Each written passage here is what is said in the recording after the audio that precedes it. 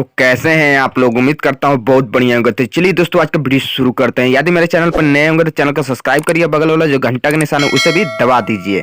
तो चलिए दोस्तों आज का वीडियो शुरू करते हैं। आज का ब्रेकिंग न्यूज आपसे बता दूं कि सेल्फी राज पर विवेक पटेल जो केस किए थे उस केस का खुलासा हो चुका है। जी हाँ, इस समय के सबसे ब्रेकिंग न्यूज आपसे बता दूं कि सेल्फी राज पर विवेक पटेल जो केस किए थे उस केस का खुलासा इस समय हो चुका है।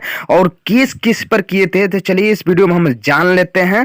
तो देखिए दोस्तों, सेल्फी राज विवेक पटेल के साथ लमसम 6 साल रही है। 6 साल में सेल्फी राज पर जितना ज्यादा खर्चा हुआ है उतना खर्चा टोटल विजय चौहान देने के लिए राजी हो गए हैं। और सेल्फी राज का जो बॉयफ्रेंड है विवेक पटेल वो बोले हैं कि हमारा उतना खर्चा चाहिए।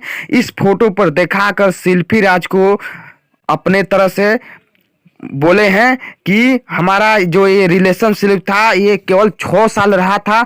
और इस समय के सबसे ब्रेकिंग न्यूज आपसे बता दूं कि विजय चौहान, जी हाँ, विजय चौहान सेल्फी राज की तरफ से खड़े हो गए हैं लड़ने के लिए।